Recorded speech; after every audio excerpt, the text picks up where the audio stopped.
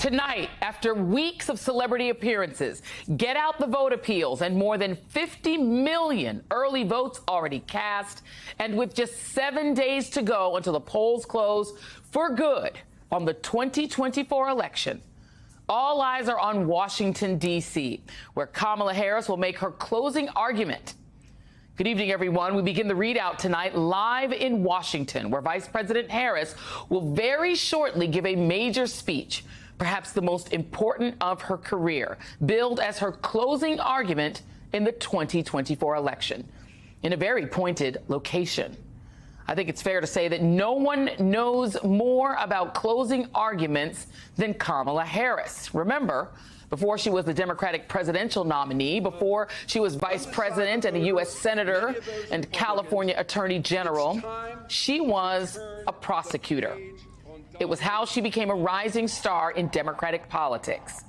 When you look at her bio, her tenure as a prosecutor is what stands out. It's what she emphasizes when she says her only client in her early career was the people. And thanks to the show Law and Order, we know some things about how the scales of justice balance and teeter in prosecutors' hands.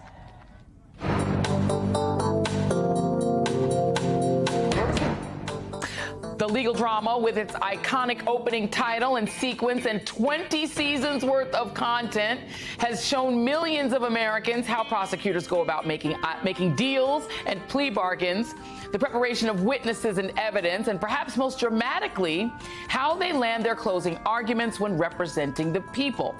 When you prosecute a case, generally what you do is make your opening argument, lay out the facts, and then you present your evidence at trial. Then in the closing, you explain to the jury how the evidence backs up the narrative you laid out in the opening. It's something VP Harris has done multiple times in her career, including as a presidential candidate. When officially announcing her presidential campaign, she spelled it out like this. The freedom not just to get by, but get ahead. The freedom to be safe from gun violence. The freedom to make decisions about your own body. We choose a future where no child lives in poverty, where we can all afford health care, where no one is above the law. Now, you can't be a prosecutor without talking about the law, and Harris is making her closing arguments in a very significant place, the Ellipse in Washington, D.C. Now, the last time that you probably even saw the Ellipse was this dark moment in January 2021.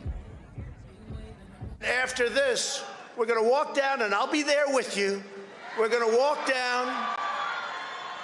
We're going to walk down anyone you want, but I think right here we're going to walk down to the Capitol, because you'll never take back our country with weakness. You have to show strength, and you have to be strong. And we fight. We fight like hell. And if you don't fight like hell, you're not going to have a country anymore. Trump incited a mob to ransack the Capitol on January 6, 2021. He refers to convicted rioters as hostages. He calls what you see on the screen a day of love. More than 1,500 people have been criminally charged by federal prosecutors in connection with breaching the Capitol that day.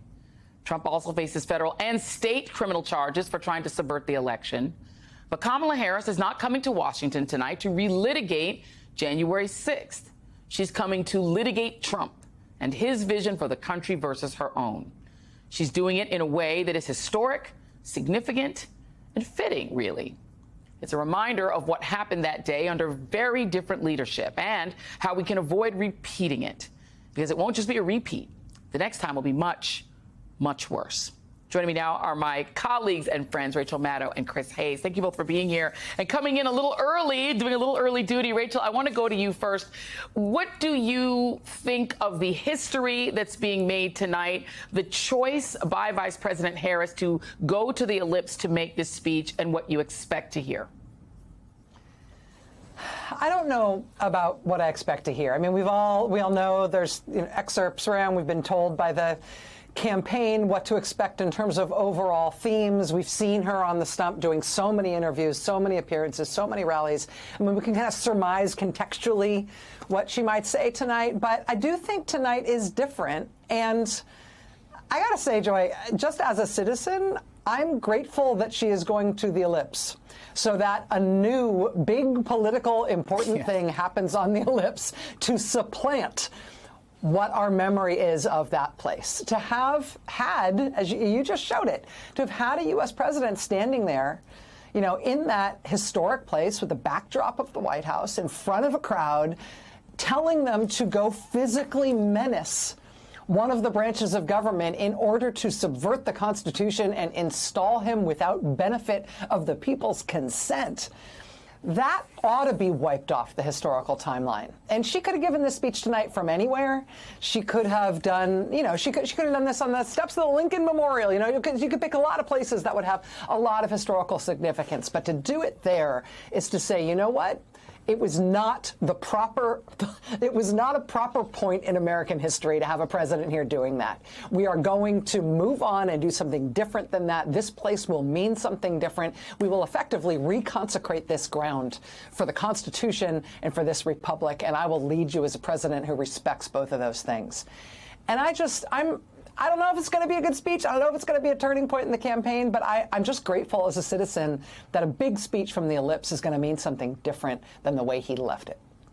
Yeah, and I mean, Chris, reclaiming that ground, I think, is a big reason to be there, right, in this moment, because I still can remember, I can still take myself right back to that day of being on TV with you both, with you guys, and all day folks were on TV talking about the trauma that was produced in that exact same space, right? Because Donald Trump, who was at the time a sitting president of the United States, used that hallowed ground, that ground that was built by enslaved hands, that has represented so much for our country, and he used it to launch the insurrection. The speech he gave from there was, if you don't fight, you're going to lose your country. I'm going to march down to the Capitol with you, and I'll walk with you. And we know now from the January 6th Commission that he wanted to get into the car, into the beast, and drive over there so that he could be a part of the insurrection and stage the coup in person. Like, that's the memories that I think we now have of the ellipse, which has meant so much more in our history. And she's reclaiming that ground tonight. That seems pretty significant. I think it is. I hadn't even really thought of those terms until Rachel was just saying it, but it is amazing how much I have a sort of pejorative association with the word the ellipse, because the only time and only context we utter it is as the site for this, essentially the kind of early stages of the insurrection. The other thing I think that is striking here, and this has been true of Kamala Harris as a candidate for the 100 days that she's campaigned as a nominee, is that, you know, one of the challenges in the modern media environment that's so fractured and balkanized is just attention. And this is the thing that Donald Trump has a sort of feral genius for. It's been the thing, his sort of competitive advantage, to be honest. And when the Harris campaign has created these kind of moments of focus, these kind of set pieces, when she was giving her speech at the DNC and when she had the debate, and maybe tonight, when she has been able to sort of create all eyes on her and get focus, she has delivered. She has been an incredibly effective communicator in those situations. Part of the struggle, I think, is in the modern media environment, getting those moments of focus. I think it's a really smart campaign decision to take a big swing here. I mean, we saw, in some ways, a sort of the kind of double-edged sword that is Donald Trump's attentional obsession at MSG, right? Because that got a lot of attention, but it was pretty negative attention, rightly so. I mean, just an insult comic going after everyone from Palestinians to Jewish folks to Puerto Ricans to black people. There was a joke about Travis Kelce wanting to kill Taylor Swift. I mean, I just keep discovering new disgusting things that we're saying. But where she has had the ability in this fractured media environment to focus the attention of the nation, we have seen it in the polling, we've seen it in the reaction, right? That she has really responded to those moments, and people have responded to her abilities to communicate in a really strong way. I mean, in fact, they wanted another debate for exactly that reason. And Donald Trump didn't for exactly that reason. And in some ways, she did the town hall. This is another chance to sort of remind everyone who these two individuals are and what their contrasting visions are. Yeah, I mean, it is interesting. I mean, she really has, the campaign, Rachel, has done a really good job of competing for that attention economy. She's done these sort of iconic events, obviously being in Houston, hometown of Beyonce, with Beyonce and 2/3 of Destiny's Child, you know, all the celebrities she's brought to the table. That isn't exactly new. I mean, Barack Obama did that, and he did that in a very similar way of using celebrity in a really specific way. But to me, she's doing something in addition to that. I mean, you know, there is a simultaneous, she's going to do an event tomorrow night. There's events going on in Georgia with more celebrities.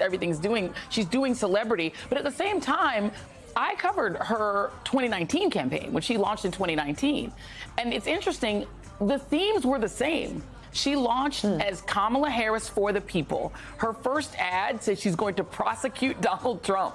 She talked about him being lawless and she being the candidate of law and order. And so there's a way in which she's co-opted a lot of themes that are not normally associated with Democrats. And law and order is one of them. She's used that prosecutorial theme again in this campaign, but to incredibly dramatic and successful effect. Like, she really has captured the entertainment and the information economy, as well as, obviously, fought to, weirdly enough, that she would have to fight to even with the polls with somebody whose first job in politics was president of the United States and whose job before that was being on The Apprentice, but such is the world for women, and particularly women of color. But she's done a good job of that, and this feels like an opportunity to do it again. Yeah, I think it's a good point. And I think that what Chris was saying about competing for attention, first of all, Chris has a very, very good book on that exact topic coming out that I highly recommend to everybody. It's great, one of the best things I've read in years. But at this point, in the way it applies to this moment, I feel like it's actually just really illuminating. Like, why is it that Trump can capture so much attention while not doing anything valuable? Well, he captures attention because he's very transgressive and does incredibly offensive stuff all the time, and is sort of wild and feral and out of control, and so therefore you have to pay attention to him. Kamala Harris is a disciplined politician who is proposing a moderate, progressive agenda for the country without doing anything crazy. Nobody ever fears that she's going to bite the head off a bat, right?